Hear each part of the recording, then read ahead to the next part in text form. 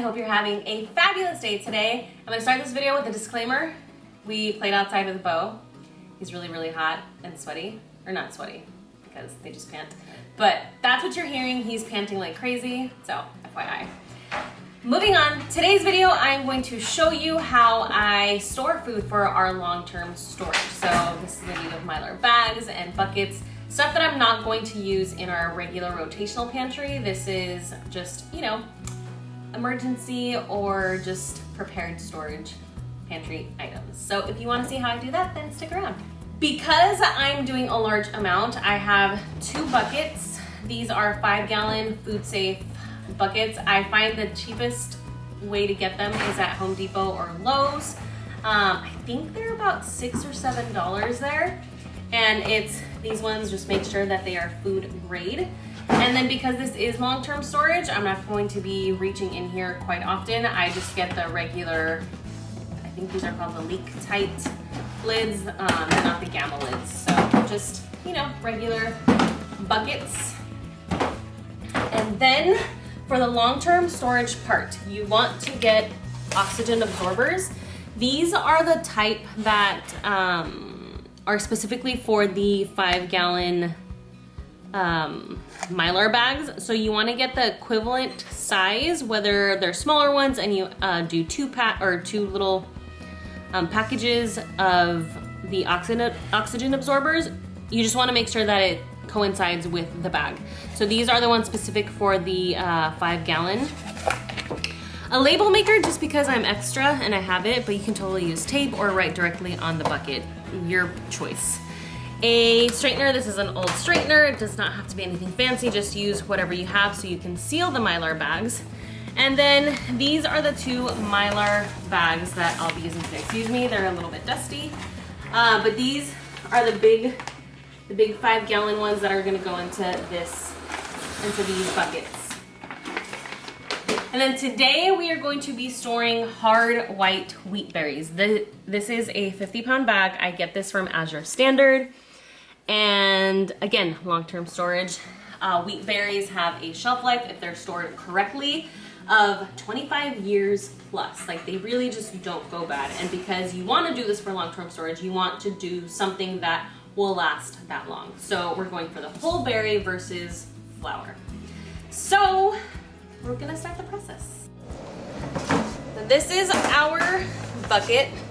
I'm gonna grab one of my bags. And it's always a little bit tricky to get in, but you just wanna put it in, and we're gonna open it. And then just get it ready for the berries to get in. And this is what the hard white wheat berries look like. I'm having my husband do this because he's the muscles. But you open up your bag just like that and then pour in the wheat berries.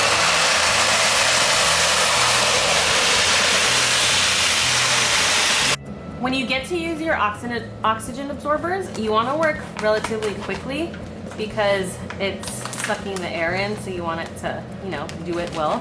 So you just grab it, put it in there, seal it almost all the way, and then you push the air, make sure that the seal is actually, you know, good. Then you want to push out as much of the air as possible. Don't try to get crazy too, that's what the oxygen absorber is there for. Once you get about there, then you just seal it the rest of the way, and then pull it back up. And then this is where you'll use your straightener. So I have it plugged in, it's hot. And then you'll just take it across over here because that's where your seal is gonna happen. So I'll usually just do the beginning right there because it's hot.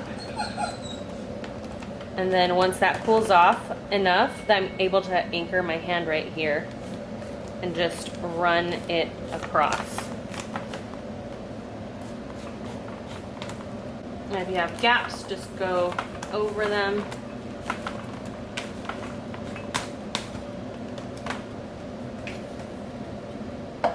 And that's your seal. Once the Mylar bag has cooled from sealing them, I kind of just fold it in here as gently, I guess, as possible, and it'll continue to suck in as the air. It'll suck in the air as time goes on. So I just push it in like that, and then I seal it. And now you will label it. Once they are labeled, I like to do it what it is, the poundage, and the date. And that's all that you have to do.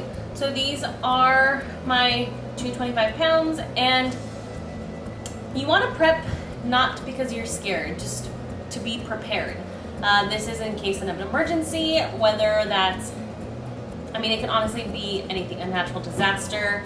You know, we live in Texas, tornadoes happen around here. You don't know if, I mean, maybe where you live there's hurricanes or earthquakes. It does not matter. I also do this because, you know, you never know what can happen.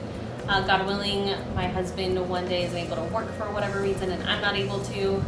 We will at least have food that can keep us going. Like, that's not something that we have to worry about buying because we have a storage, a food storage. And to go along with that, my food storage is food that we eat. I'm not gonna have something random that is just like one of those buckets of prepared foods that you can get like at Costco or something that's like 75 meals. That's not something that my family would necessarily eat. If we're starving, of course we would eat it if I had it, but that's not something that I want to buy to spend the money on that'll essentially just sit there and potentially never be used. These things are foods that we eat. We make wheat, or not wheat, we make wheat. But we use wheat for our breads, for our pastries, for all those things. I do have a wheat grinder. Also, if you're gonna store wheat berries, it'd be good to have a grinder because then, I mean, you can prepare wheat berries like rice. But you know what I'm saying? Like, buy what you will use and buy what you have to be able to use. So, it's my 2 cents. I hope you enjoyed this video. If you have any questions, leave them down below. I will I'll have everything that I used down below as well.